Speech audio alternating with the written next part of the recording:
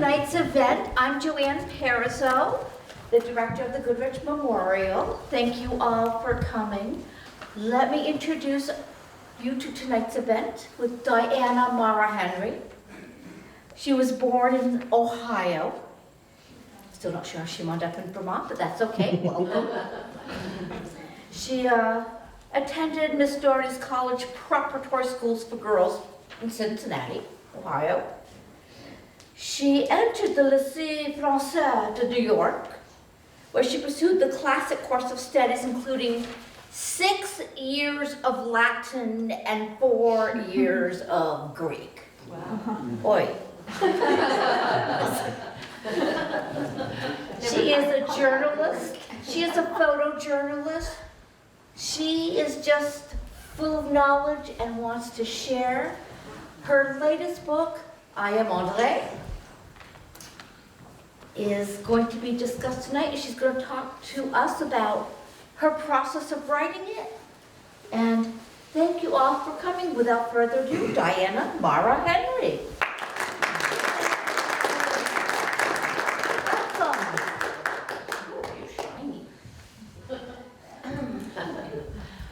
So I'm thrilled to see you and to be here to talk about André tonight. And before we started, someone asked me, one of my friends asked me here, is there a relationship, family relationship between me and André? No. That's an easy one. But I thought that before, usually questions come after, and I'm happy to answer questions after I show a PowerPoint, which really is the images from the book, which tell the story. I wanted to ask you, probably some of you came tonight with a question or something that you were thinking, you know, you might have a chance to find out about or reflect on here. Would you like to share, would anyone be willing to share if you have a question ahead of time of something that you came with that made you, you know, curious or, yes? Your own comment before about having almost gotten a deathbed request from him to tell a story. Could you color that in some more for us? Sure. Well, I did meet André as a result of going to my college reunion, my 25th college reunion. And the son of André, Michel, had read in our alumni book for the reunion that I had been studying the concentration camp Natzweiler. And he called me up and said, if you come to the reunion, I'd really like to introduce you to my dad. I think you'd like to meet him. He was a camper at Natzweiler. Mm-hmm. So I had never heard this expression, being a camper at a concentration camp. Mm-hmm. But, so that's when I met André in '94. And he showed me his memoir. He told me about it at our lunch and showed me, you know, the memoir. And he said, I think I'm going to have it published, you know, just have a, you know, you can self-publish these things for the family. And I said, your story is so remarkable. I said, let me help you find a publisher, you know, a real publisher for it. Well, I had no, you know, background in publishing or writing or anything. And so I began by, you know, his manuscript was just pages and pages of practically a transcript. And it was in English, but English was his third language. And, you know, I made chapters and paragraphs, a table of contents. I got him to write his CV. And, you know, then I was going to publish it, really basically self-publish it, but with a, you know, a publisher. And then I realized I can't do it now because now the National Archives have opened.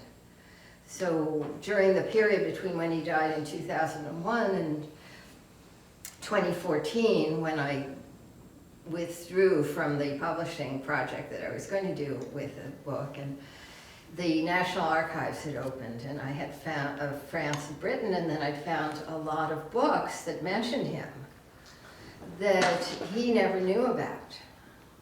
So the whole thing became, you know, much more interesting and exciting, and I mean, his story is very interesting in the way he tells it, but to just find so much material on him.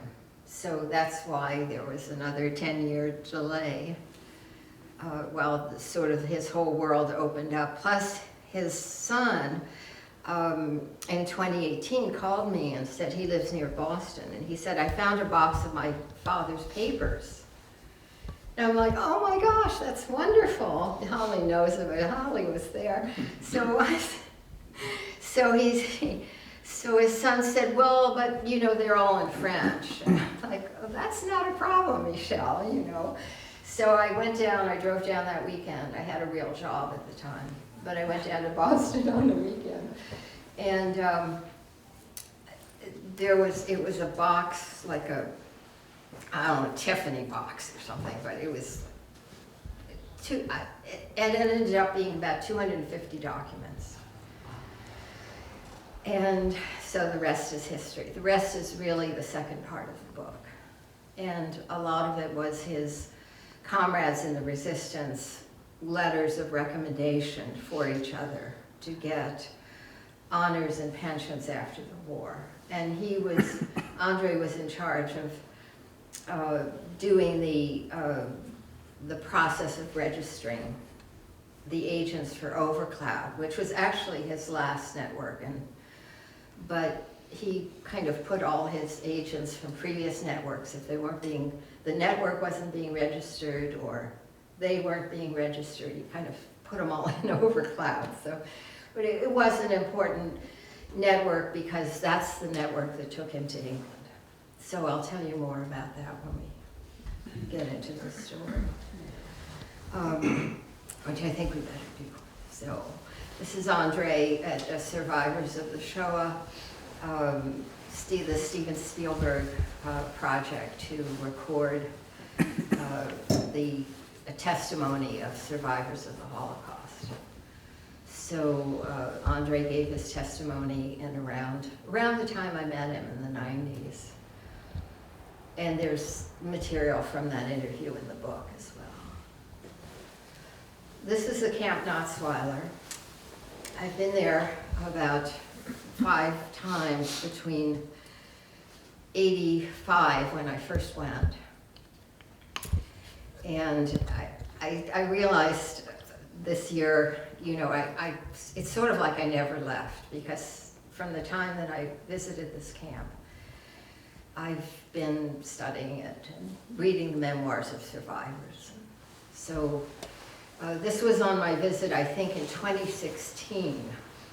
About 200,000 people visit the camp each year, many of them from schools in France, but also in Germany, because it's the closest concentration camp. It's in France, but Germany is right across the Rhine. So, okay, so the many names of André. This is a photograph from an ID after the war. Many of his agents called him Cher Camarade when they wrote to him. And so that's what I named the second part of the book, because that's how they addressed him in their letters to him. They also called him Mon Capitaine, Mon Lieutenant, Monsieur le Neveu. These are his aliases. So he was known as the nephew because his boss in England in the MI6 was Thomas Green. So Thomas Green was known to a lot of people as Uncle Tom. But I don't think anyone else had the name of Le Neveu, the nephew, for the relationship between the two, which was quite close, it seems. He was also 31AQ from the Group 31 network, which was his longest running network that was later called George France after the war. 99421 is his MI6 agent number. It's pretty rare to get an MI6 agent documentation the way we have about André. And he was also called Martin. Turquoise was his last alias with which he was arrested. And agent from C was the head of MI6. So he was also known as that, and so on. So these are his places. So he was born in Munich, which I don't know if you can see, but you know, in southern Germany. And then the family moved to Dusseldorf. And then in 33, in 24, his father had started to speak out against Hitler. But he also got the family a visa to France because he figured dark times were coming. And speaking against Hitler wasn't going to really help their situation. So they moved to the mining town of Breuil-en-Artois in France. And then, you know, the rest we'll talk about, but he ended up in Rennes as an interpreter for the French National Railroads. And then went from Saint-Pabu over there to right across, I don't have the, where it's indicated, but the Halford River estuary, which was a British naval base, and then on to London for his training in London. Let me see. Okay. So his parents, Regina and Max, were born in Poland. And Max, as I mentioned, started speaking against Hitler in 1924. He had been a World War I veteran and had fought for Germany. So he had a lot of connections with the veterans organizations, and this is where he spoke. And so you can really consider his father to be part of the resistance against Hitler, a German resistance against Hitler. His sister Mady, well, this is a pretty good picture of her because she looked like this even later in life. And I knew her.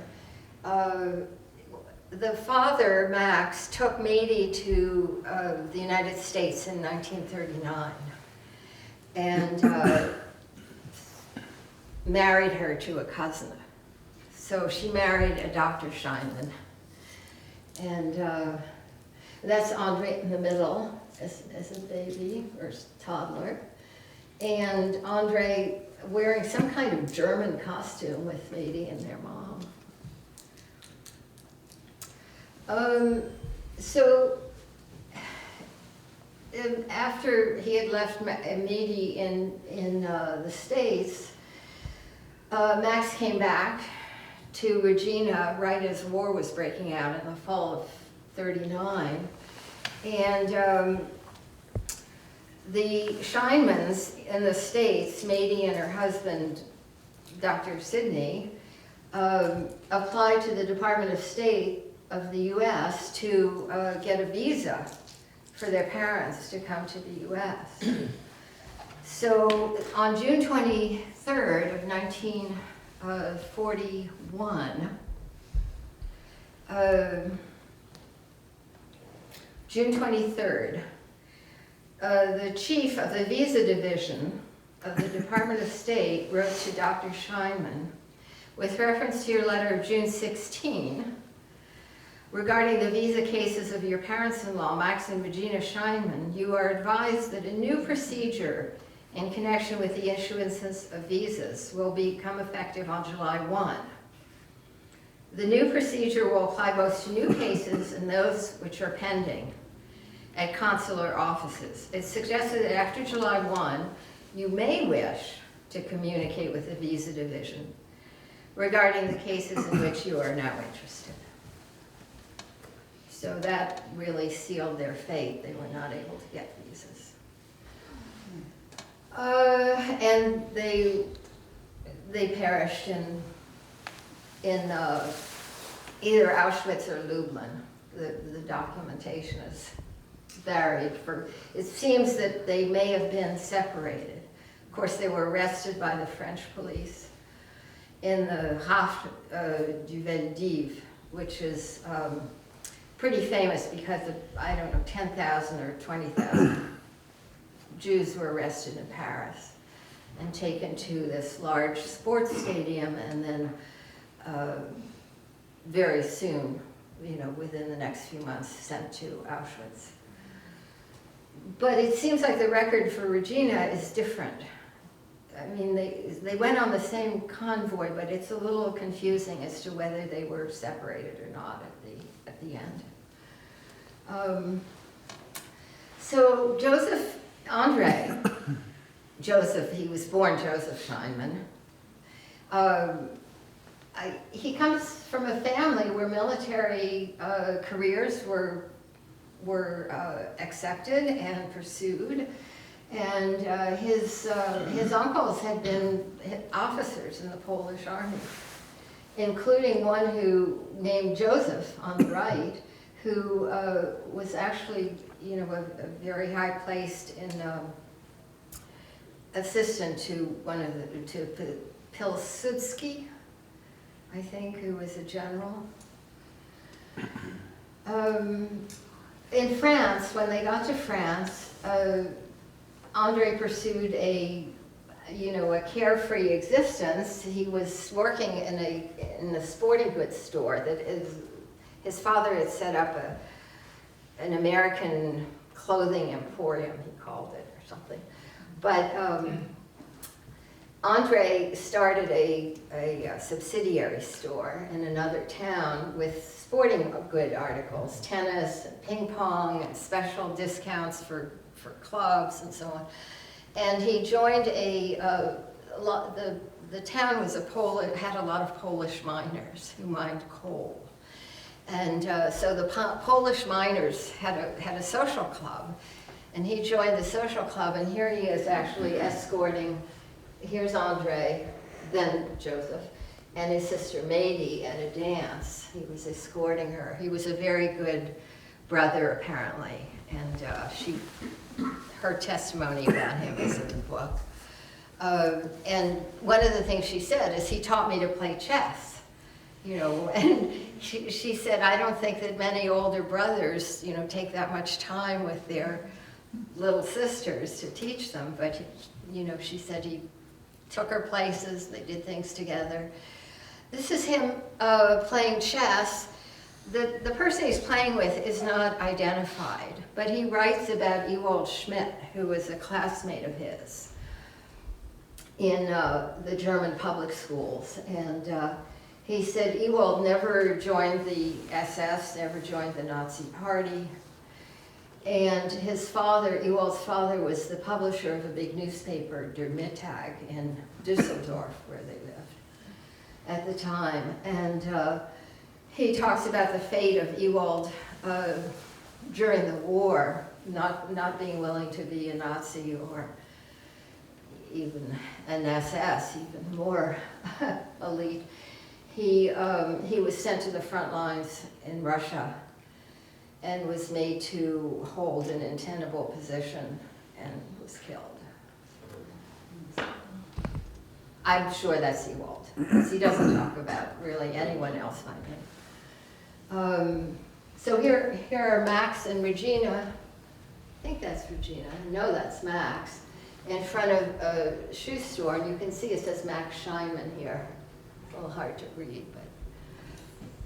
So they had shoe stores in several cities in Germany, I think. So André Joseph joined the French army, and after you know the Germany invaded through the Belgium and Luxembourg and came around, the French had fortified this area, but the Germans went around the north. I mean, it doesn't take rocket science, right? But they swept through France and left a sort of a free zone, which was centered in Vichy. But the occupied zone took up most of the northern part of France, and also there were forbidden zones along the coast. And a lot of people were moved out of the forbidden zones and into the occupied zone, and that was the case for Max and Regina, who were told about a roundup of Jews and fled overnight from their home in Boyer-en-Artois to Paris, where they lived in a hotel until they were rounded up 2 years later. Yeah. So this is before the war. Not very long before the war, I don't think, from the look of it. Max on the left, and then Regina in the black hat, and her sister-in-law in the white hat, and André. He took the name André as a, well, he was given the name André by the French army, who tried to protect their soldiers who had foreign names to give them a different identity. So that if the Germans would have captured him, he would not have been captured as Joseph Scheinman, who they might have suspected was a German national. But he had, before the war, he and his father turned in their passports, so they became citizens without a country. But the French army gave him a completely new identity with a new name, André Pulvé, and different parents, different place of birth, different birth date, everything was different. And so he said he became so used to the name André that if someone said Joseph, he wouldn't even turn around, he wouldn't blink. You know, it was just, it became his identity. So after the war and until his death, he kept the name André. You know, his friends' family knew him as André. He actually had, his mother's family was Thorn, and they were related, I think her uncle was Chevalier Ernest Thorn. In my book, I don't have much of this, I think, and maybe, and so on. I actually nailed it. It's in the footnotes, but I'm not reading the book, so I'm giving you my understanding of the book. Chevalier Ernest Thorn was a world-famous illusionist. I don't know if anyone here is into magic or illusion, but he was, I would say, almost as well known as Houdini. And he created these amazing stage acts with, you know, it's just very interesting that André came from a family of, and both brothers. Henry Darwin was the professional name for the brother of Ernest Thorn. And they performed together and presented these amazing acts. So he really had two great illusionists in the family, and he became one. So his draft booklet, when he enlisted in the French army, you can see he enlisted as Joseph Scheinman, and it has all of his, you know, actual birth date, born in Munich, Germany, and so on. And then at the top, someone's written in red ink, does not possess French nationality. So they wanted to make sure that people in the army knew that, you know, he was not a citizen. This is the CV that André created for me. You know, when I got the manuscript, I said, André, there's no CV, you need to write. So he wrote on his wife's stationery, I think 5 pages of an account of his career. And it's amazingly well constructed. I mean, this is perfect as far as, this is one of the pages. So after the war, he was in a prisoner of war camp, and I can't tell you all the exciting details of how he escaped from the prisoner of war camp, but his first act of daring do, I think. Anyway, he writes, I looked for work. I was hired as an interpreter at the French National Railroads, and I was named delegate representing the French National Railroads to the occupying authorities. So what he did did was he went to the employment office when he escaped from prisoner of war camp. He was in Brittany, and he went to the employment office. He got a social security card from France, which said he was a French national. So they took care of that. And then he was offered a job in the employment office. He said there were thousands of people, soldiers looking for work. He said they offered him a job as an interpreter for the Germans. And he said, no, I don't want to work for the Germans. So then they called him back and they said, well, we have a job for the French at the National Railroads, but they need someone to interpret because the Germans were using the National Railroads. So he said, okay, if I'm working for the French, I'll do it. So then he walked in and met his boss, and the Germans were there bullying his boss and pushing him around. And when the Germans left, his boss just smashed his fist down on the desk and said, you know, I can't stand them. He said, you can tell them whatever you want about me, but, it's just, it's impossible. So André said, look, I want to help. But he said, well, he had already investigated his boss and knew that his boss was married to an English woman. So he figured that even if his boss wasn't in the resistance, he would be, sympathetic, or at least not reveal anything because his wife was English. Actually, his wife was in the network also. So they were his boss, and maybe his boss's wife even at that time, were already working for MI6.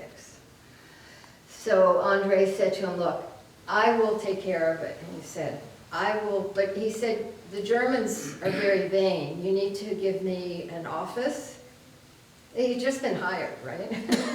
You need to give me an office, nice carpeting on the floor, a secretary, and give me an elaborate title. And I will take care of everything so that you won't be implicated. If there's contacts that need to be made, if there are communications you want to relay, I'll do it so that it won't get to you.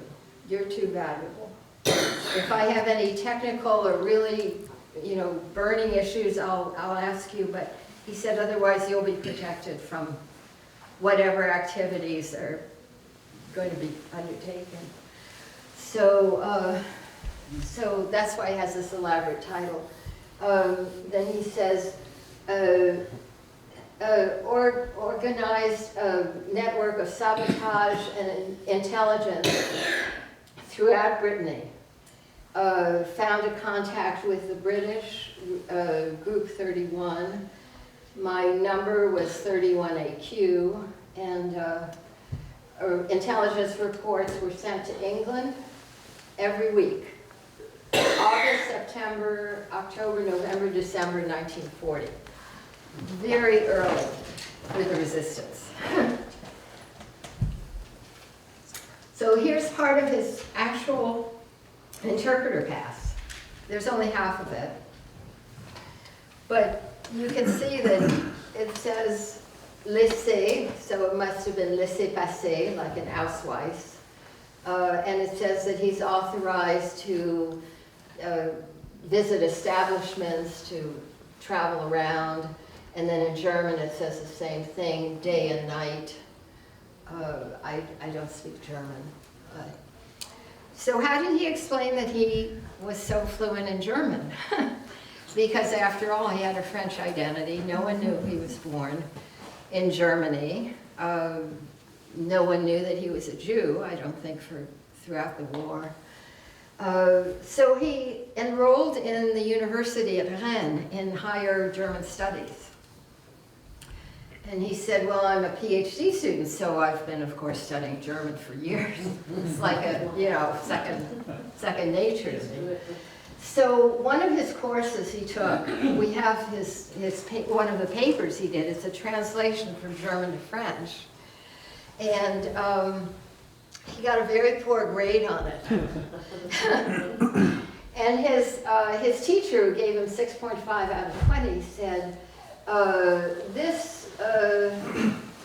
this is a much poorer paper than the preceding one. There's spelling errors, there's nothing very, there's some meaningless terms and whatever. So I'm thinking about the preceding one. Why was the preceding paper so good? Well, I had a girlfriend at the university, and she tried to draft him into the resistance. So she was in a student group, and she said, she asked him to be part of their group. And he told her, he said, I can't get into anything that dangerous. I have a good job. And, I just can't jeopardize my situation. And she dropped him. So, and of course he was trying to protect her, because she, the less people knew about him, the better if they were arrested.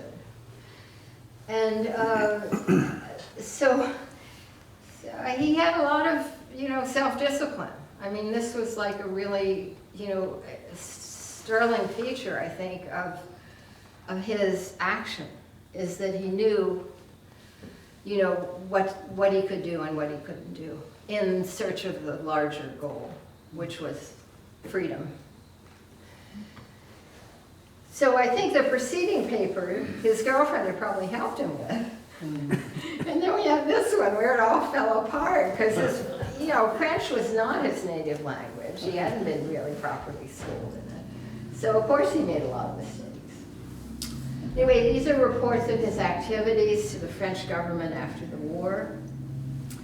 A couple of sisters who worked in their parents' hotel right near the railroad station, and were involved in a network that he eventually became sort of an aggregator for much smaller networks that found out that he was in touch with London, and so all these networks kind of flocked to him. And these girls eventually ended up in concentration camp. One of them died. Simone lived, Marie died. So, I assume that he knew them, because he did a lot of his meetings at the hotel. This is what the government ledgers looked like. And one of the first people to start a network was Madame Wilbords. And she lived right on the coast, on an island actually, off the coast of France in the English Channel. And so this is her government ledger entry in Brittany. And so it says for Madame Wilbords that she ran the network called Sidonie Gibbons. And then she became 31AQ1. So she was like, she almost had Andre's number with a 1 after it, or sometimes it's known as bis. And so it says she was recruited. So it says she constituted, from the moment of the armistice on, that's when France caved to Germany, a network of resistance, took care of sheltering and evading pilots, like Britons, the British people that needed to get back to England across the channel. She would hide them. And she was recruited by 31AQ, that's André, and was cut off when he was arrested, and then went into contact with another network, probably CND Castile, and was arrested and deported to Ravensbrück, and survived as an older woman. And her daughter, Yvette Wilbords, helped her parents, and André and Yvette were very close, and they both were close, mother and daughter. After the war, they stayed in touch. So this is a schema of the different networks that was drawn by Sergeant Deckers. after the war. So immediately after the war, the British, Deckers was at MI6, and after the war, MI6 tried to put together a picture of who had been working with them. So, so this is his schema of Brittany networks, and you can see Mrs. Wilbortz is here, and here's Turbin, Andre's boss, and here's Pulvé. And then other networks that he was involved in, and names that are in his books, in his book. Some interesting documents that were in this box of documents from that Michel, his son, passed on to me, were this map of Paris, which when you first look at it, you say, oh, it's a map of Paris, right? And then you look, and I don't know if you can see it, but I kind of see there's like inked routes, right? That, so some of these paths have been inked over, and I don't know what they represent. Unfortunately, I didn't have access to this. Andre didn't share these documents with me. There's also a couple of interesting maps in his documents that show, this is a smaller scale map and a larger scale map. And this is a Clos Béranger, which is a farm or estate. And you can see it says 300 meters from here to here, and it looks like a field, right? So I think that this is a landing strip for planes from Britain that were bringing in supplies, taking out, you know, escaping pilots, bringing in agents, taking out agents, and so on. So kind of interesting. I've had other people who know something about intelligence look at them and they say, yes, that probably was one of the landing strips.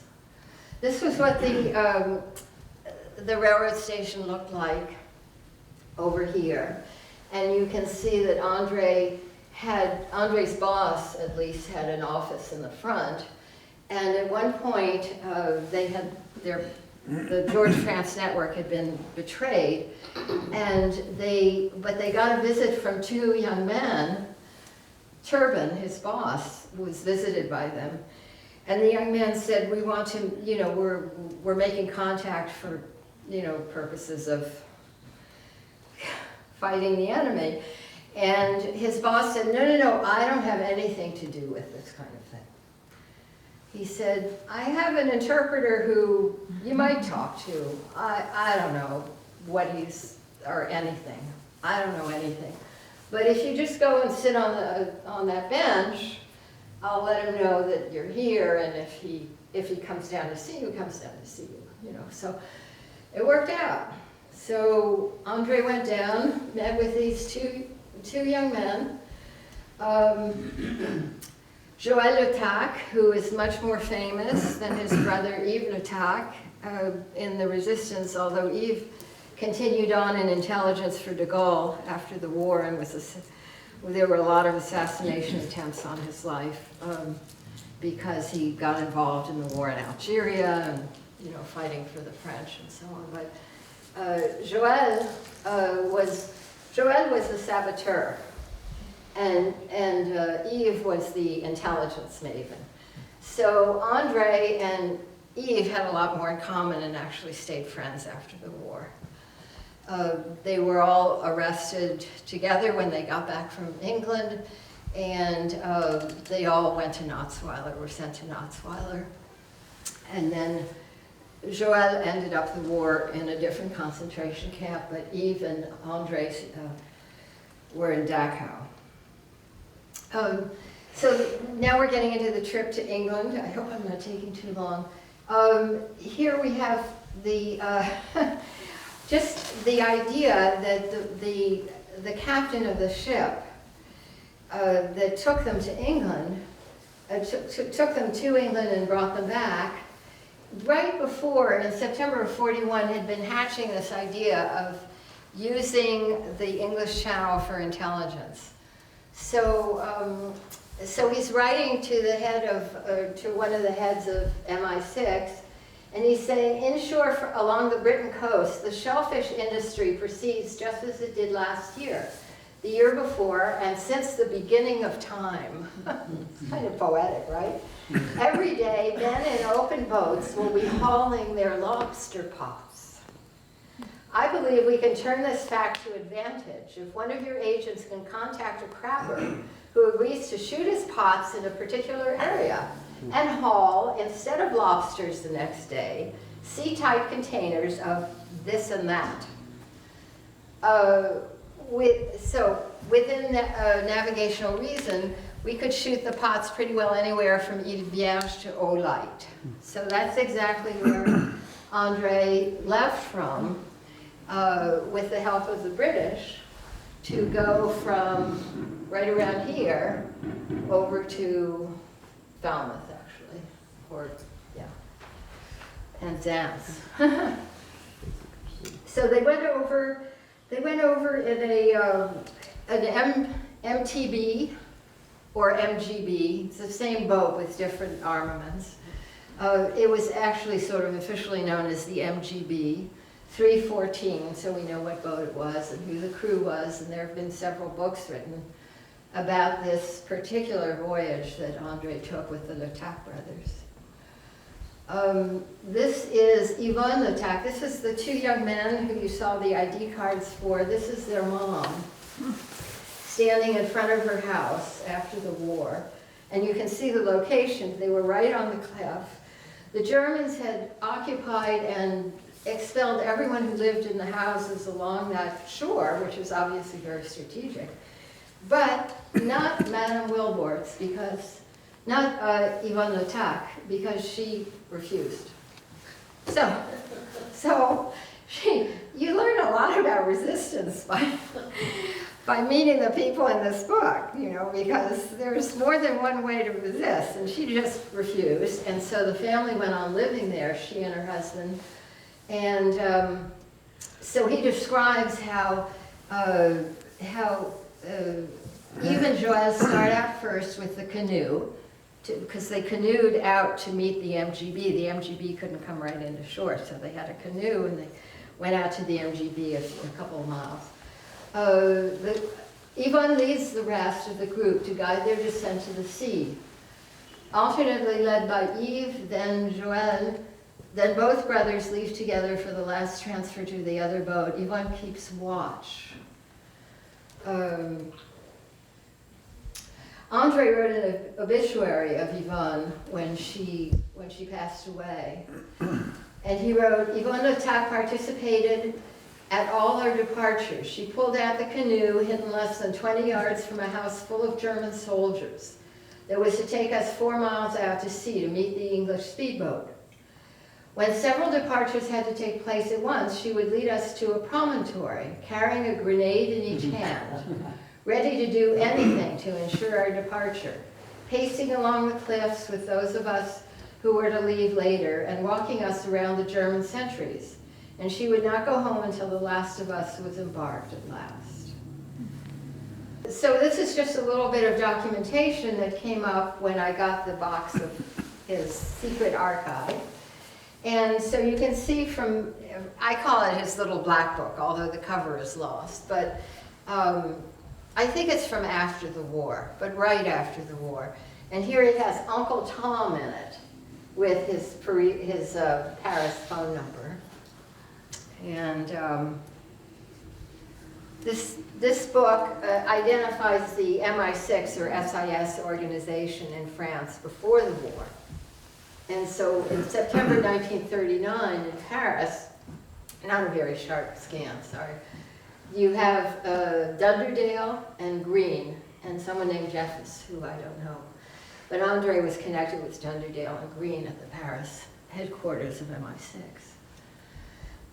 When he got to England, he insisted on going with the British. The French, of course, de Gaulle's secret services were there to greet the Letak brothers who worked for de Gaulle. And André said, no, I'm not going with you. I'm going with the British. So I've been working with them.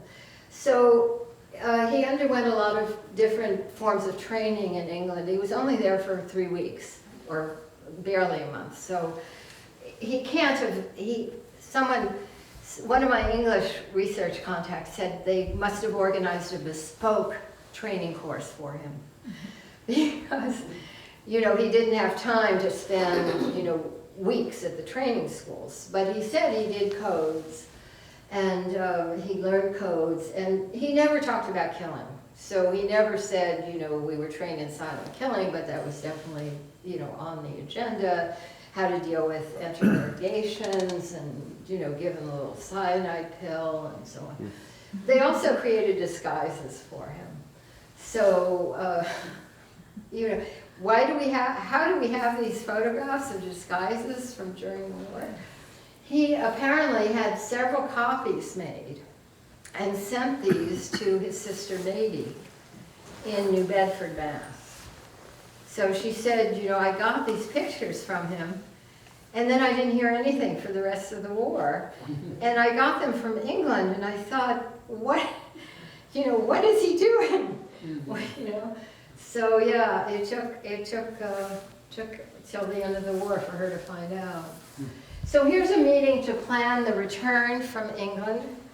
And there's a list of the people present, including Pickett Wicks, who is head of the liaison between MI6 and de Gaulle's BCRA, Secret Service, and the SOE, Special Operations Executive, which kind of worked with both also. And then there's the Richards, Holdsworth, and Mackenzie, who were on the crew of that MGB 13, and then there's Joël, and there's some other people that I identify in the book, and then there's AN Other, which I am assured by my friend Tim Austin, who helped me tremendously with the research, that AN Other was André, you know, but it was a way to not identify someone. There are other documents like this one to Commander Dunderdale from Pickett Wicks, who was again head of this liaison with MI6 and the French and SOE. Referring to our conversation of today's date, the 20th of January 1942, I confirm that it's possible for your agent and wireless operator to return together with our overcloud party. So Pickett Wicks is talking about Special Operations Executive that got people across the channel, and your agent, Commander Dunderdale, being MI6. So here's Dunderdale's entry in André's little black book. Now, it's very rare for an MI6 agent to get a letter of recommendation, but after the war, André got one from Mr. Thomas Green. And it says, you know, he left with the necessary equipment by maritime operation on the 2nd of February 1942. Well, he said he came to England by clandestine maritime operation on the 8th of January 1942. The goal of this mission was to reestablish contact with London, the contact having been broken because of various arrests. During a stay in England, he followed the usual courses, including parachuting. Apparently they could talk about parachuting. He left with it, and by the way, he was injured during a parachute jump, which stayed with him for the rest of his life as an injury. He left with the necessary equipment on the 2nd of February with the mission of organizing and constituting a new network. One radio was meant to follow him a month later. Unfortunately, he was arrested as soon as he returned to Rennes on the 4th of February, without being able to accomplish said mission. He returned to France on the 18th of May, 1945, after 40 months of prison camp and in Germany. We only have to congratulate ourselves for Monsieur Polevet, who showed himself to be perfectly behaved. I mean, it's more like a recommendation for MI6 than for André, but anyway. It was useful. Well, this was created for the French government, but it was also useful.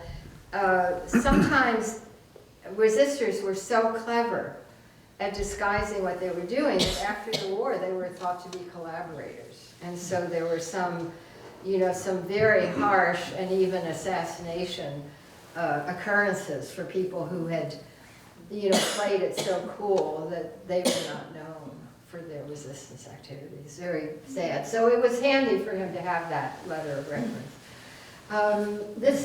So the same day that he got this letter of reference, he returned 500,000 French francs to the British. So they had sent him back to France to start this 1 or 2 new networks with 500,000 francs, which he hid. And he hid all his documents, so the Germans never found anything on him, and he didn't talk, but so the same day he returned, and this is the receipt from Gentry, who was also MI6, although they say he was he's the officer commanding OC of the Anglo-French Communications Bureau.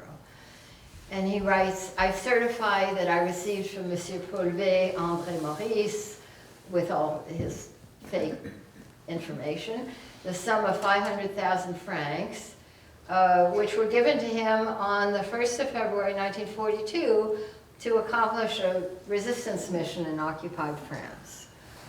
So I kind of like to think about what was it like that day. He goes to see Thomas Green, his boss, his handler, and Thomas Green says, hey, good job, you came back. And then he says, oh, so where's the money we gave you? And apparently Thomas Green was known to be, in this book, there are several passages about how other people experienced Thomas Green's, extreme concern about money. So where's the money? So André might have said, well, I'd really appreciate getting a letter of reference. So it's like, okay, letter of reference, you have a driver to take you to where the money is. And so the same day, these 2 letters come up. This is the man who, I think the man who hid the money for André deposited it in a bank account in 1945. So it must have been hidden until at the end of the war. In May 1945, he deposited the money. So these are some documents from the trial of the head of George France Network. I think I mentioned it was the big network that was his main network. And this is her interrogatory by the Germans. She apparently didn't have too many problems about spilling everything. It's a 42-page indictment. And including the names of many people who worked with her, including 31AQ, the interpreter André Paulvet. And he's mentioned, and then someone named Martin, who they thought was a different person, 31AQ bis. Anyway, there's a ton of material in her German trial document. And dozens of people went to their death, were shot because of her testimony. And others were deported. She herself was deported, not to concentration camp, to prisons in Germany, and returned and has a very controversial career after the war, as well as before the war. She probably worked for the French Secret Services before the war, and she was reporting on communists before the war. That's one of the services she performed for the French Secret Service. So. Anyway, this is the woman herself, and you can't believe the love stories that apparently, incriminated her. So here we have the concentration camps. It's an old map, but it gives pretty much the best known concentration camps, including Natzweiler, which you see there. You see it at the bottom left. And it's amazing that people don't know this camp. It's very, very little known. There were barracks on all the levels, but now there are just 2 remaining at the bottom, which were the gas chamber and the prison and the lab table for people to be you know, experimented on. And then at the top, there are 2 barracks also that still remain, one of which is a museum today. So here we have Eve again. This is a list of prisoners who were taken to the camp, the first French Nacht-und-Nebel prisoners, night and fog prisoners. This was a decree that Hitler was meeting with his top command after they had invaded Russia, and the resistance had just bloomed in Europe because all the communist cells that had stayed dormant while Hitler and Stalin had their non-aggression pact, after, you know, Hitler invaded Russia, they all sprang back to life. And so the Germans started shooting, you know, resistors, having public executions, putting their names up on posters and so on. Hitler didn't think that was being very effective, which it wasn't. So, so they're in this big meeting, and has anyone heard of the Night and Fog Decree? I mean, we know night and fog is an expression for what the concentration camp system was, but there was an actual decree that Hitler, debating how to deal with the resistance, just blurted out this phrase from Wagner, Nacht und Nebel. You probably know this, Bradley, from the Das Rheingold. Yeah. And so when this opera is performed, one of the characters says, Nacht und Nebel, like a curse, there's a puff of smoke, and his enemy disappears from the stage. So Hitler had this idea, let's just make them disappear. That will terrify people a lot more than having a public execution. So Keitel, who was head of the German armed forces, penned several versions of the Nacht und Nebel decree, but it was actually meant to make political prisoners disappear and terrify people. And I'm sure it's been a weapon of war since time immemorial, but the UN, after the war, made a decree or a proclamation that Nacht und Nebel, that enforced disappearance is a crime against humanity. And we've seen it since in South America with the Desaparecidos and with the hostages in Gaza, who have been made to disappear. So here, I'll just race through these, I think. The concentration camp photographed by the RAF. This is what it used to look like with the gas chamber going this way and the camp that way, and then a bar restaurant, which doesn't, they finally closed down the bar. So André and his friends in the resistance were at Natzweiler and had to paint NN on their backs, on their uniform, with an X, like a bullseye. The camp was also meant to be cleared of Jews. So this is a decree that I didn't know that there were camps that were supposed to be Jew-free. I mean, special concentration camps, you know, the elite concentration camps. So anyway, this is a decree from the head of the concentration camp system in Oranienburg on the 1942, 5/10/1942, to the commandants of the concentration camps Buchenwald, Dachau, Flossenburg, Grossrosen, Mauthausen, Natzweiler, Neuengamme, Niederhagen, Ravensbrück, Sachsenhausen, and Stutthof, which is not the same as Stutthof. On October 7th, 1942, 32 Jews were noticed for transfer from Natzweiler, but there were many secret Jews in Natzweiler, including André. And then when Natzweiler, you know, was evacuated because the Allies had come across France, they were sent to Dachau. And André was part of the International Prisoners Committee there, which was sort of a group of prisoners that had gotten together to try to take command of the camp when the Germans, because they expected the Germans to be defeated and to leave, and should the SS and the Guards not shoot them all, or in order to prevent them to shoot them all, and to establish some kind of order after the Germans left. The International Prisoners Committee, got together to plan. So André, when the Americans liberated Dachau, André writes, this is in the memoir part of his book, April 29, 1945 arrived. A rumor spread through the camp, the Americans are here. I left my barrack to go to the camp gate to greet our liberators. A few shots were heard.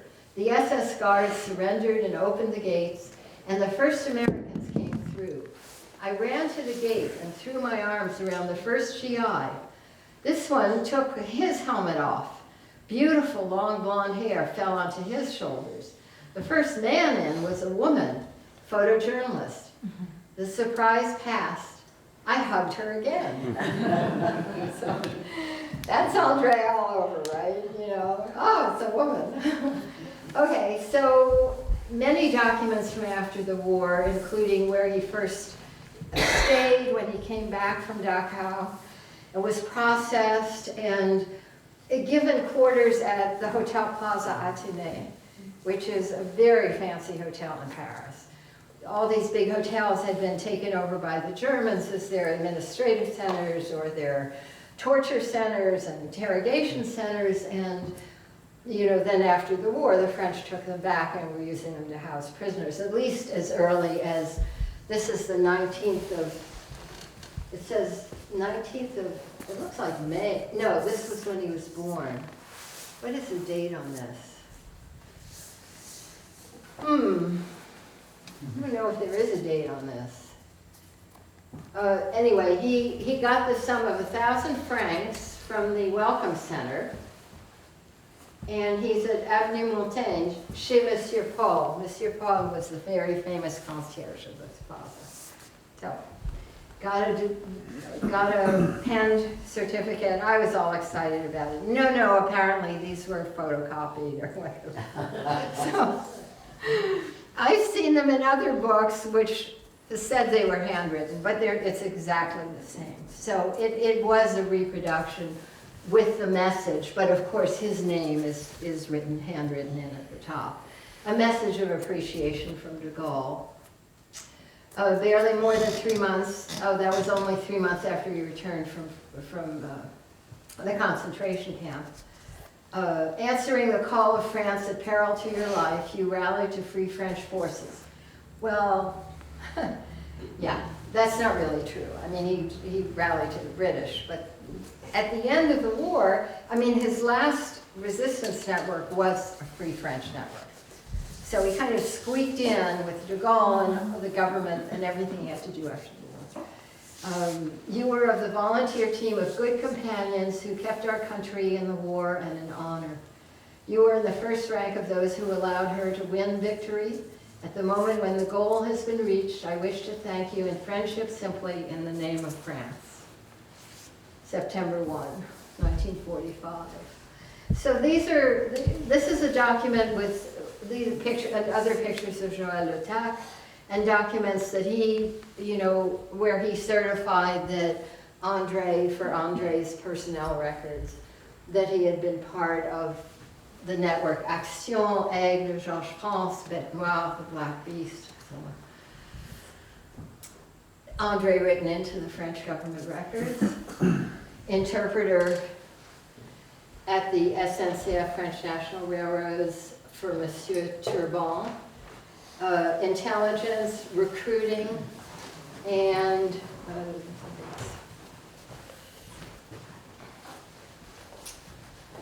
so after the war, this box of documents that I got revealed this amazing network of friendship. And maybe I should end here because we're going a little long, but I wanted to, I'll just read this to you because I love this letter. So André, this is from Yvette, who is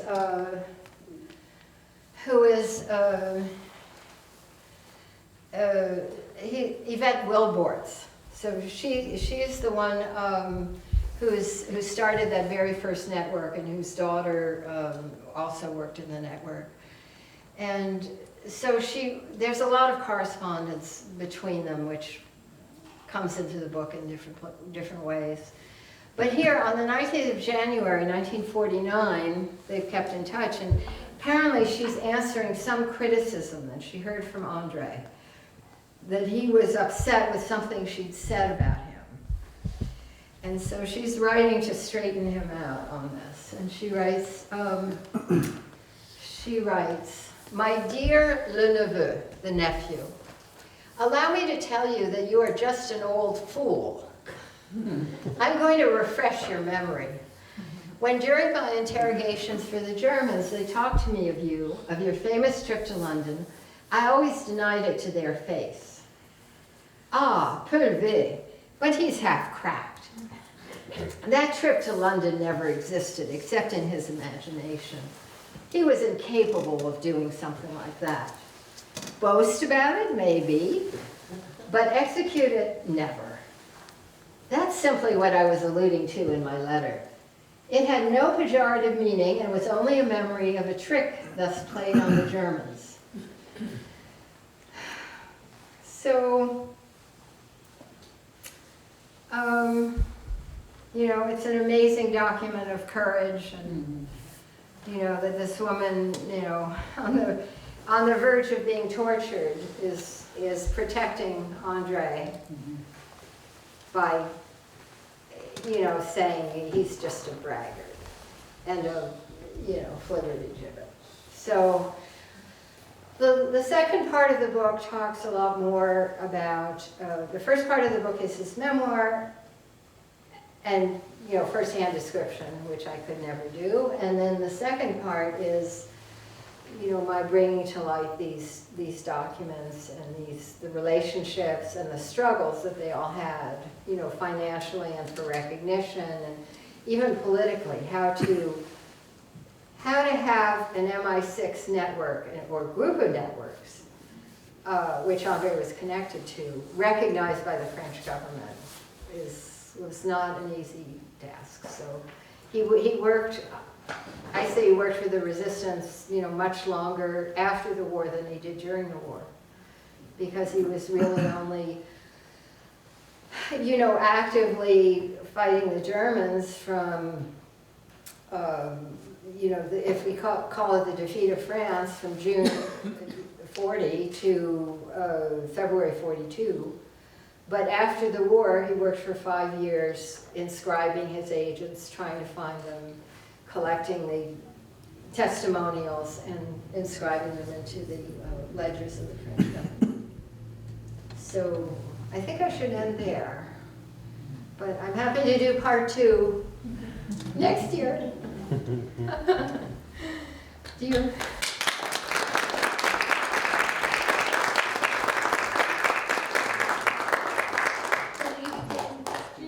Yeah, do you have Any any questions for Diana? Not until I read the book. And then there'll be a quiz. So I brought some books, surprise.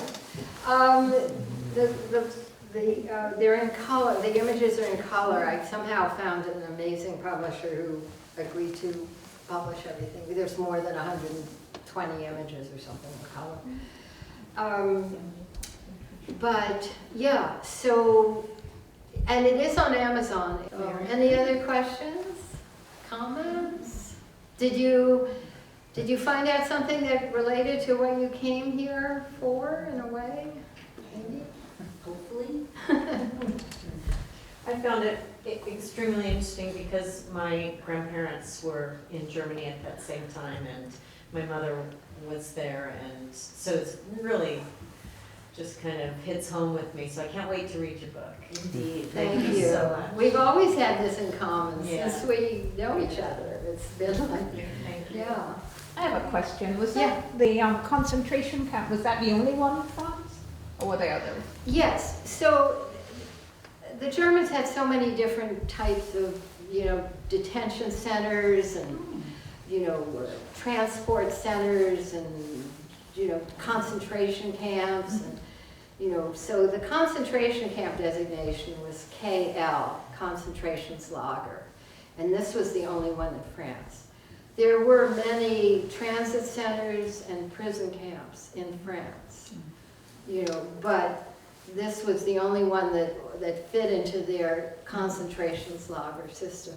And actually the French call it le Struthof. They don't even call it Natzweiler because there's a little town called Natzwiller right next door, and they don't want their little French town to be, you know, cursed with this concentration camp designation.